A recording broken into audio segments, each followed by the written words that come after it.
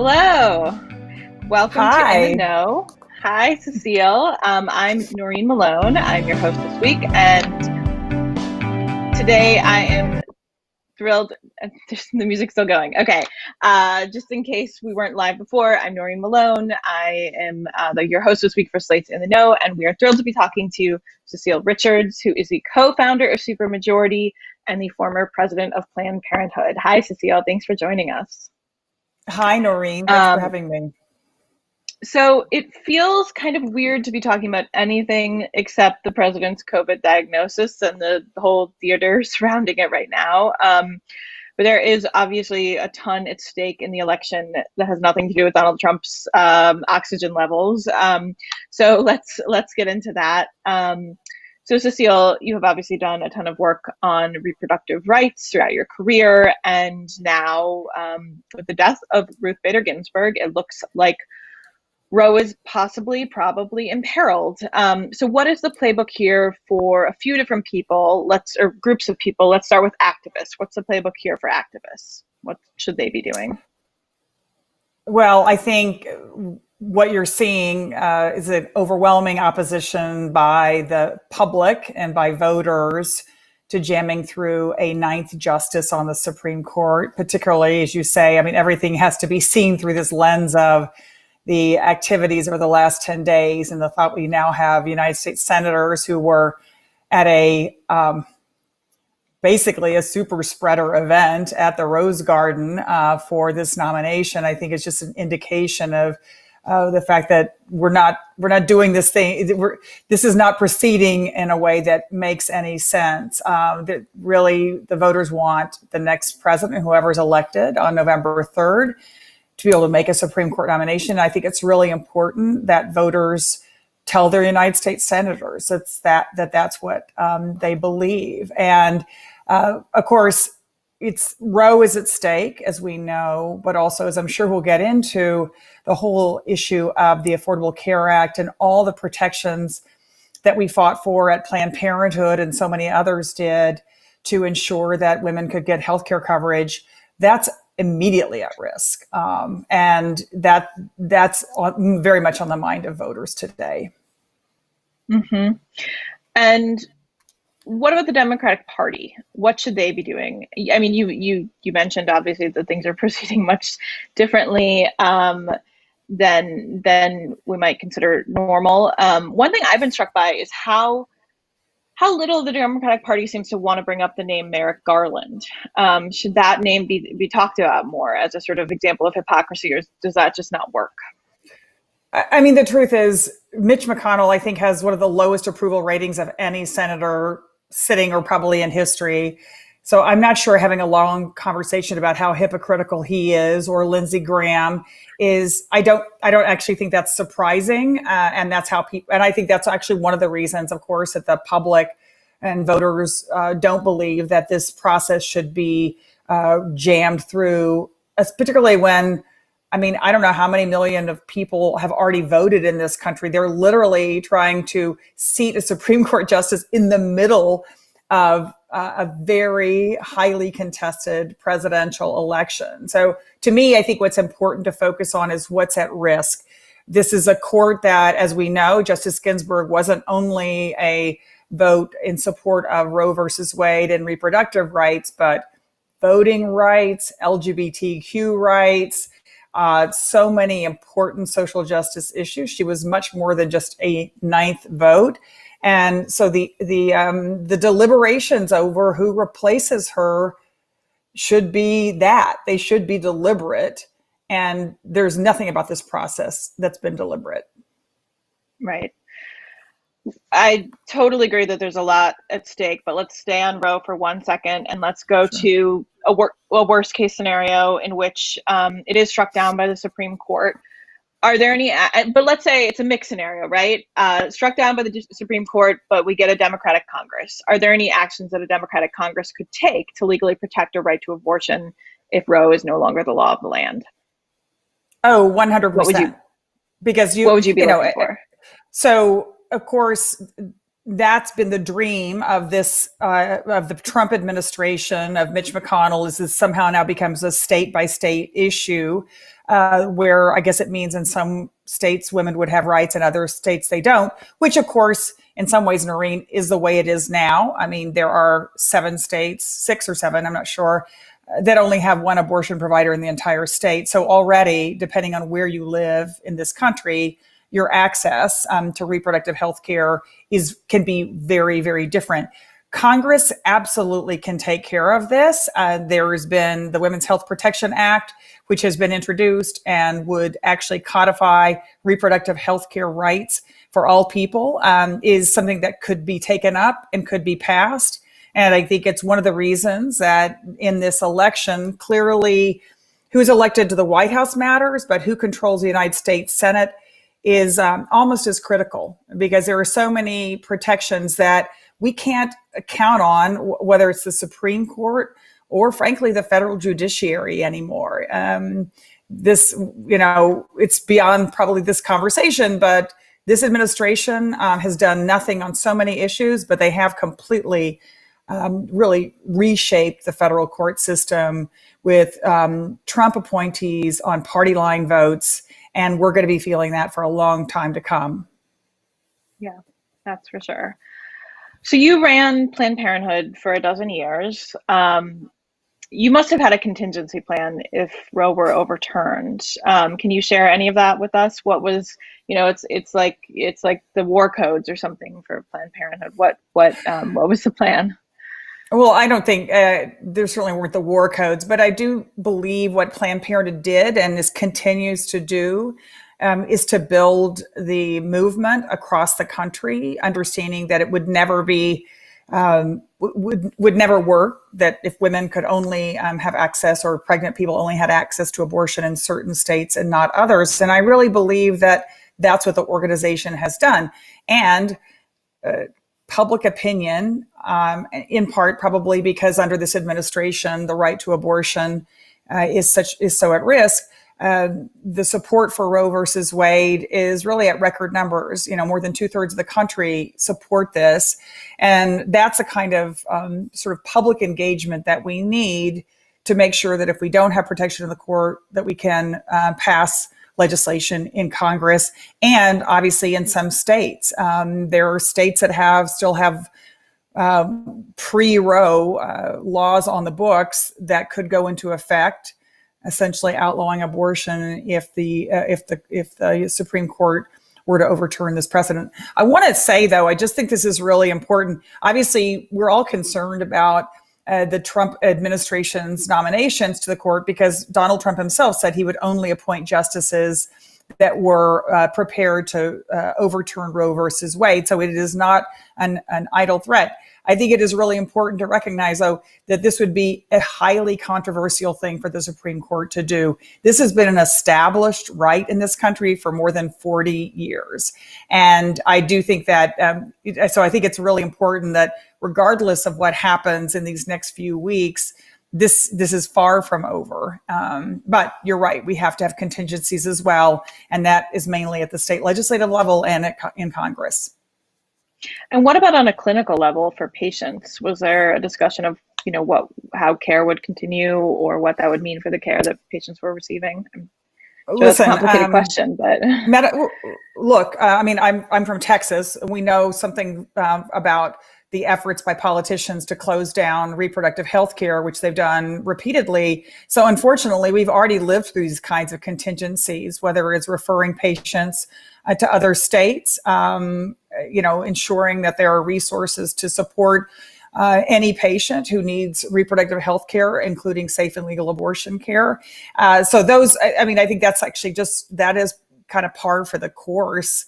And I've always, I guess, of all my experiences in the 12 years I was at Planned Parenthood, the thing that just always struck me so deeply was the incredible dedication of providers, of doctors, nurses, clinicians, escorts, the people who are going to make sure that they provided care no matter what. And that really has been, Planned Parenthood has been around 100 years, and largely because of the dedication to the women that and other people that come and seek care from us. speaking of Texas, you said recently at the Texas Tribune Festival that Texas's governor, Greg Abbott, was sort of using coronavirus as, an opportunity, a sort of crisis is a terrible thing to waste kind of thing to end abortion rights in the state. What did Yeah. you mean by that? And are you seeing that happening anywhere else in the country? Well, sure. I mean, this is, and you talked about hypocrisy earlier, but the fact that there would be governors like Greg Abbott, and he wasn't the only one, that would use the excuse or sort of the shield of a national pandemic to try to cut off abortion access is really extraordinary. But that is, of course, what he tried to do. And there was many cycles back with the Fifth Circuit. But look, we could talk about Governor Abbott on a number of topics. Most recently, I don't know if you've seen, but he's now eliminated early voting sites in the most populous counties in Texas. Literally, Harris County, the third largest county in the country, he's gone from 12 early voting sites to 1.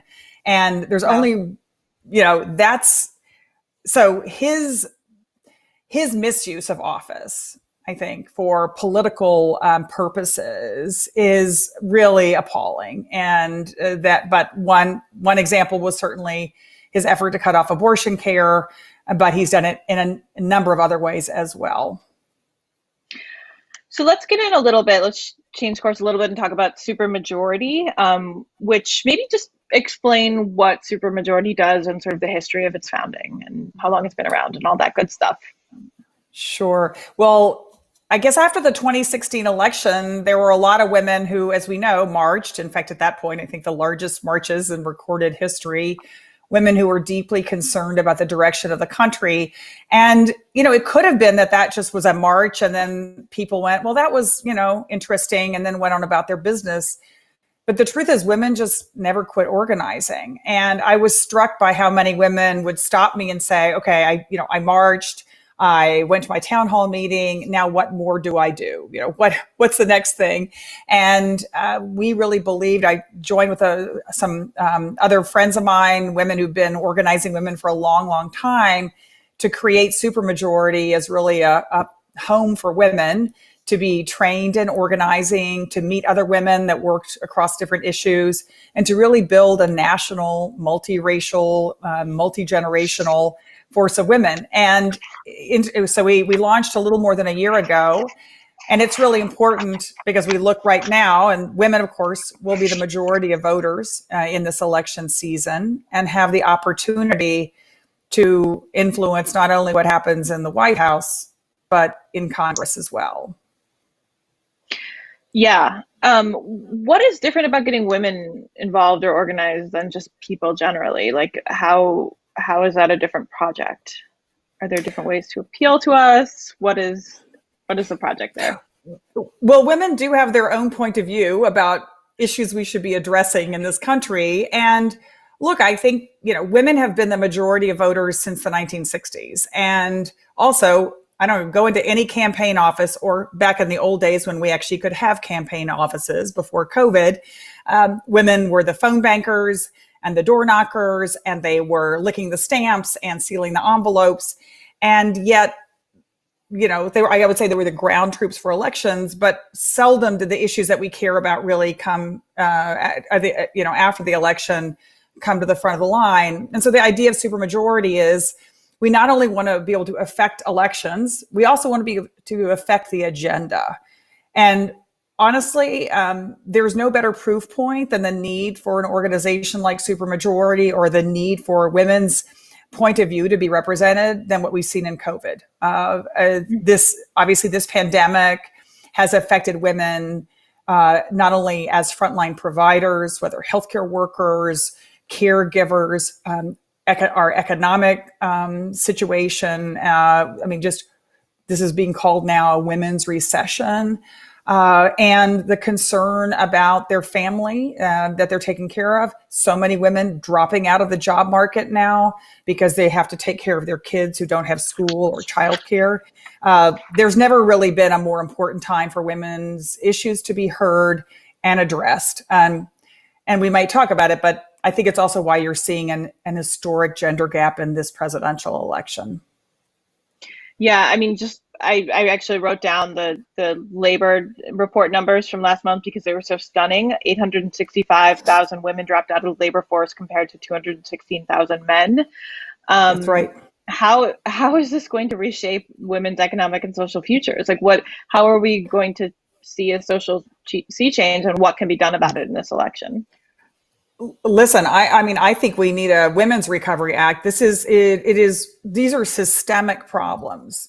And I think this is actually, it's one of the things that we talk about a lot at Supermajority is, and I'm sure you have friends and people listening to, women are they think they have to figure this all out on their own, like whether to send their kid back to school, how to have their kids taken care of safely. Can they work from home? So many women I know, there are, quote unquote, working from home, but that's like at 10 p.m. at night to 2 a.m. when their kids are finally asleep and they've finished, whatever else that they've got to do. I'll give you a good example. We have, I think we spent 40 or $50 billion bailing out the airline industry. Well, if we could have taken that and bailed out the childcare industry, there actually might be the possibility of women going back to work right now. But this administration has completely failed in this pandemic. It just, we could start from the beginning, never taking it seriously. The president saying it was going to disappear, refusing to wear masks, refusing to make a plan, none of it. And now, of course, we're seeing, as you said, the labor statistics are horrific. 1 in 4 women talking about not returning to their job because they simply can't take care of their kids. They don't have any plan and any way of managing this situation. It's just time that isn't every woman's problem on her own. We need a systemic approach. And part of that is recognizing that women are half the workforce in this country. And if we're ever going to rebuild our economy and get out of this mess, we're going to have to take care of the needs of women as well. Yeah, I do find it depressing that in so many couples, the default is that the woman is the one who ends up making that choice. But I think you're absolutely right that has to happen on a systemic level. Looking back out at your organization, you must have a bunch of data on what women actually want to happen in this election. And I am super curious about what the priorities are, right? Like what beyond the obvious do women as a group want, and then do sort of newly involved women? What is at the top of their list? Beyond, let's sort of take it for granted that for a lot of these people, a big priority is getting Donald Trump out of the way. Like, what on an actual policy level with a Democratic Congress and Democratic president would they want to happen? Yeah. Well, number one is dealing with COVID. It's like literally women, when COVID hit, women had to make a plan to take care of their families, to figure out what to do about their job, et cetera. And they want the government to have a plan. They want a president who has a plan. So I would say that is number one. And of course, it's totally related to being able to get health care. This is the number one issue in this election is healthcare access. And of course, part of the concern about this Supreme Court rushed to put a justice on the Supreme Court that would help overturn the Affordable Care Act is because women are very aware of what would happen if they lose their health insurance. And that, of course, 28 million some odd people would be at risk of losing just that. So that's number one. The second is there is an overwhelming need and energy behind dealing with racial injustice in this country. And this crosses race, it crosses background, it crosses geography. Women are deeply disturbed by how this has been completely mishandled by this administration, really not even acknowledged. And that is, I would say that is way at the top. And then the other issue is the economy and how women are going to be able to be paid fairly. And of course, for so many women, it's directly related to the healthcare aspects of COVID, women who are not able to now count on full employment or can't even figure out how to get back into the job market. And though I would say those are issues, they're not partisan issues. These are just basic day-to-day living issues. And I think that is what they feel like this administration has left them behind. that has never taken their issues seriously. That's why, I mean, really consistently since last spring, Joe Biden has been about 30 points ahead of Donald Trump with women. I mean, and all women, suburban women, urban women, young women in particular. This is an election that is going to be decided by women. And right now, that's not good for the president. In terms of concrete policy proposals, I mean, you named three big things dealing with COVID, the economy, and healthcare. What concretely would you put at the top of the agenda for a Democratic Congress? Like what you mentioned, a Women's Recovery Act. Is it that? Is it something else? Yeah. Is it the minimum wage? What is it? I mean, well, minimum wage has definitely been a part of, I think, certainly Joe Biden and Kamala Harris's economic plan. Although I would also say that what has been really heartening of what they are proposing is also dealing with caregivers who, are now like the most revered healthcare workers, and folks who are taking care of people are, the most revered in our country, but we still don't pay them anything. We don't take care of them. And so I think really part and parcel of this has to be an acknowledgement that whether it's folks taking care of the elderly at home or in nursing homes, or whether it's people taking care of young people, whether in schools or in childcare, that has to be as part of any recovery act. Look, just being able to pass a recovery act and deal with the massive unemployment. Of course, it's been the unwillingness of Mitch McConnell to actually move on any of this. The House has passed the CARES Act. The House has actually made progress, but it has been completely stalled out in the United States Senate. So I think that's number one.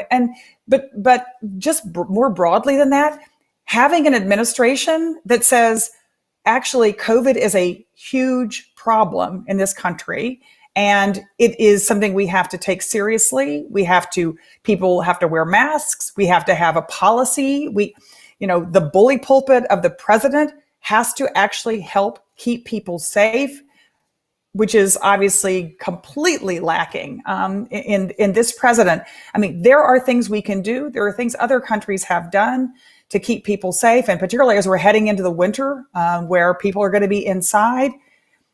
We just can't keep waiting for leadership out of Washington. I think we need new leadership that's willing to tell people the hard truths and tell the American people honestly how we're going to get out of this. What do you make of Donald Trump's efforts to appeal to this imaginary suburban woman that he keeps talking about? Do you think he's doing it? I don't know what's in his head, but he obviously isn't going to the suburbs. He doesn't know who lives in the suburbs. Suburban women, again, I think at least the last poll I saw, suburban women are opposing Donald Trump by nearly 30 points. They don't like the partisanship. They don't like the lying. They don't like the fact that he's not taking our healthcare seriously. They're desperately concerned about their children and the elderly in their homes. They want an economic plan and they want a healthcare plan.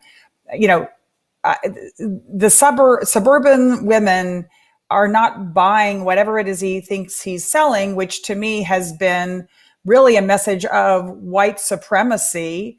And it is not, I mean, he is speaking to a very, very small base of people in this country.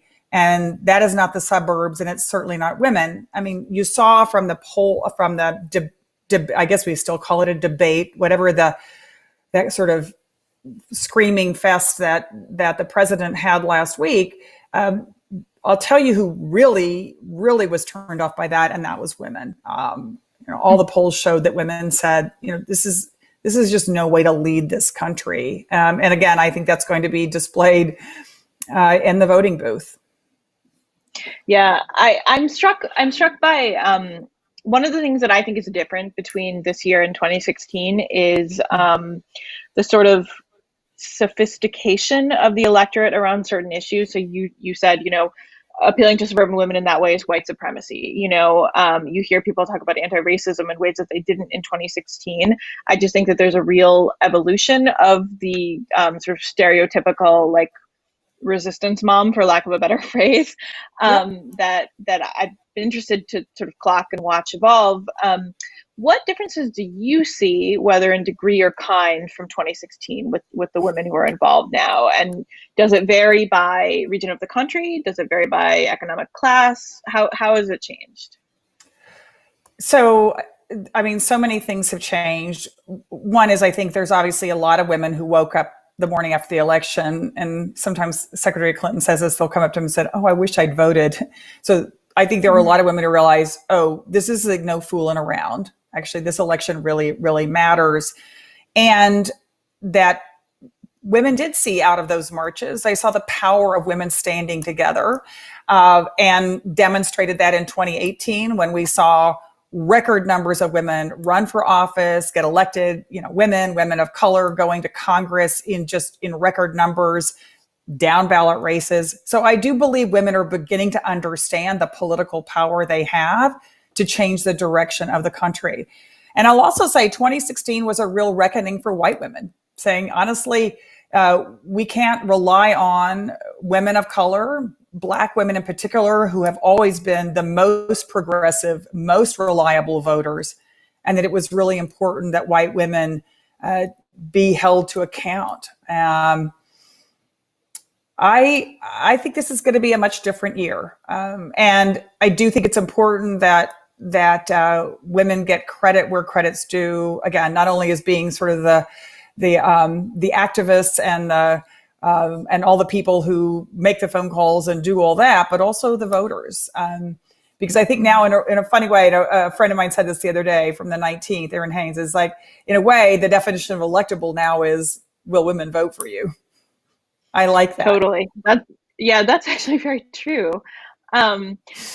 Although one thing that sort of depresses me about that is, we had a whole sort of awakening around sexual assault in this country. We had the Me Too movement that happened, I think, 3 years ago now. And obviously a ton has happened in this country. Obviously, as you said, the economy, healthcare, coronavirus, these are truly urgent issues. But it feels like no one's actually talking about that anymore, about sort of, Donald Trump has an ongoing rape accusation. E. Jean Carroll, the Justice Department, is now going to defend him in this case, and no one's really talking about it. And in 2016, I do feel like for a lot of people, the grab her by the pussy tape was a huge factor for them. Why has this sort of fallen off the map, do you think? I don't know that it's fallen off the map. It's just, I think, deeply embedded in women's understanding about this president. And in fact, it was, after the 2016 election, when you polled women who voted for Donald Trump, what was their single biggest misgiving was his attitude towards women. So I actually, feel like this is something where it's really important. You're right. These are incredibly disturbing allegations, and continue on. I do think that is part of the reason he is deeply unpopular with women, whether it is the assault allegations or just the fact that he fundamentally does not respect women. I think that's baked in to voters this time, and I think it's part of what's driving the gender gap. And then back to what I think is a really smart observation by Erin, that electable is appealing to women now. I sorry I'm being so negative, but I look at the primary field, and there were 6 women running, and now here we are, and there are 2 old white men kind of yelling at each other on stage. And what happened? Why women are being relied on. They're being sort of not pandered to, but being talked about as an important force, but they're not at the top of the ticket here. Right. And look, but I think it's yes, and the fact that Kamala Harris will be on the debate stage this week, the first African American woman, a woman of Indian American descent, to be on the ticket, and a woman of such accomplishment who's creating, I think, so much energy around this election. The first time, assuming that she is successful, the first woman in the executive branch, is really exciting. And the fact that there were 6 women running this time means I think there'll be 6 women running every time. And it doesn't, we're closer now, but it's, you're right. It's not done until it's done. And that's one of the reasons I think it's so important to recognize that no matter who gets elected, it's women who will have made that decision. And we can't, not only do we need representation, but we need to make sure that the issues that are on the minds of women every single day who are trying to make it through right now, economically, in terms of their health care, their employment, that those issues go to the top of the list when this election's over. Great. Well, we are basically out of time. I meant to leave a little bit more time for this, but just rapid fire, name like 1 or 2 down ballot races or congressional races that you think everyone should be paying attention to, that they should, go Google right now if they are interested in making a difference.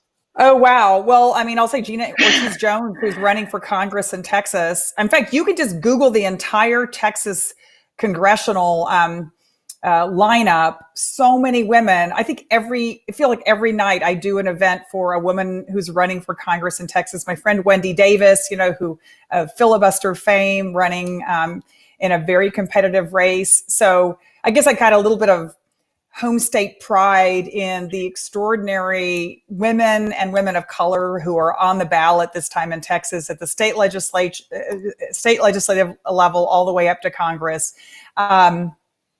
Check out Texas. Okay, great. Cecile, thank you for being such a terrific guest. Thank you to everyone watching at home. You can come back next Tuesday. It's Tuesday next week, not Monday, for In the Know. Mark Joseph Stern will be joined by Leah Littman. This show is produced by Faith Smith and Britt Pulley from all of us. Take care and see you next week.